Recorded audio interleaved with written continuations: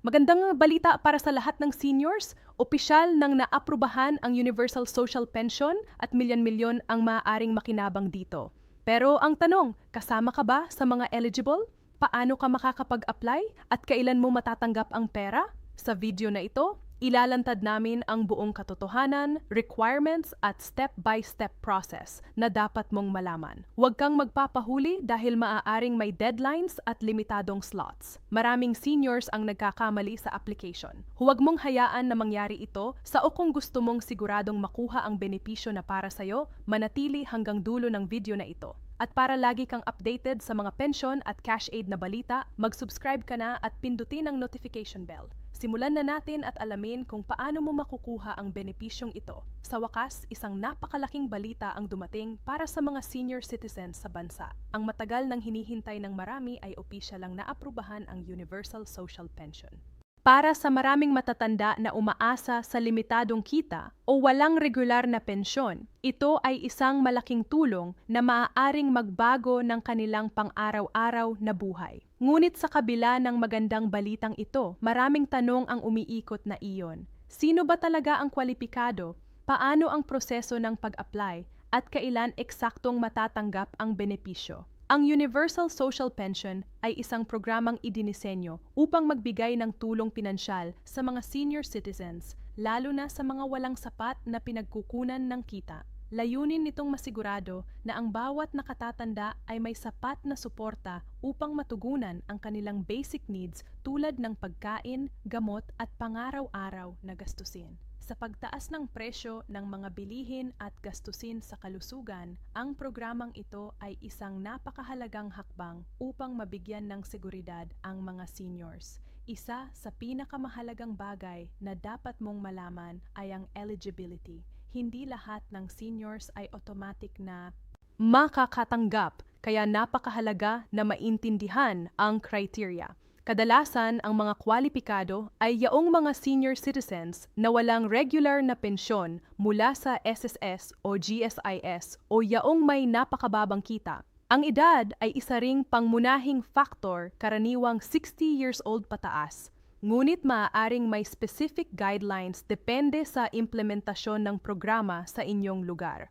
Bukod dito, mahalaga rin ang residency at registration. Ang mga aplikante ay kailangang rehistrado sa kanilang local government unit o barangay. Ito ay upang masigurado na sila ay aktwal na residente at kwalipikado sa ilalim ng programa. Maraming seniors ang nawawalan ng pagkakataon dahil hindi updated ang kanilang records. Kaya isa ito sa mga unang hakbang na dapat mong siguraduhin.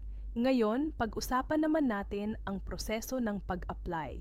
Para sa karamihan, ito ay nagsisimula sa barangay or municipal office. Dito maaaring humingi ng application form at kumpletuhin ang mga kinakailangang dokumento. Kabilang dito ang valid ID, proof of age, at minsan ay certification na nagpapatunay na wala kang ibang natatanggap na pensyon.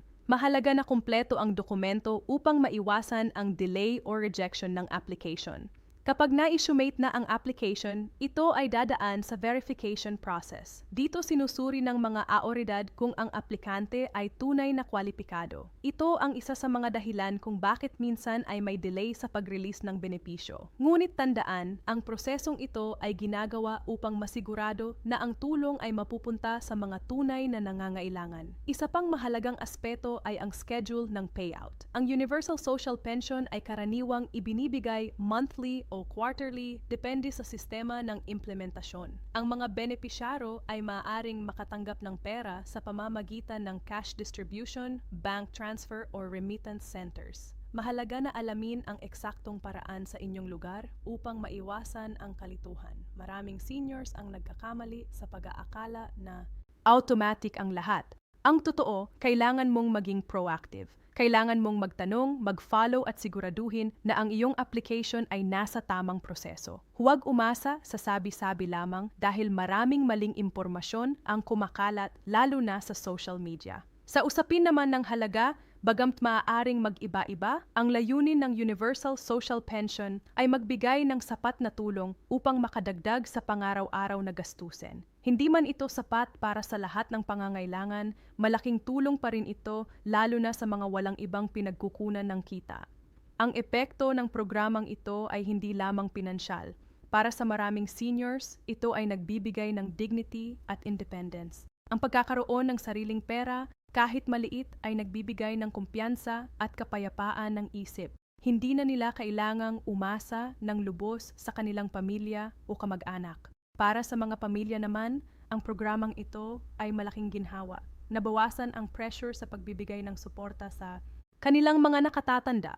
Ito ay nagiging tulong hindi lamang sa individuong household. Ngunit kasabay ng magandang balita ay ang pangangailangan ng tamang impormasyon. Maraming scammers ang maaaring mag-take advantage sa ganitong sitwasyon. Kaya mahalaga na makinig lamang sa official announcements at huwag magbigay ng personal na impormasyon sa hindi kilalang sources.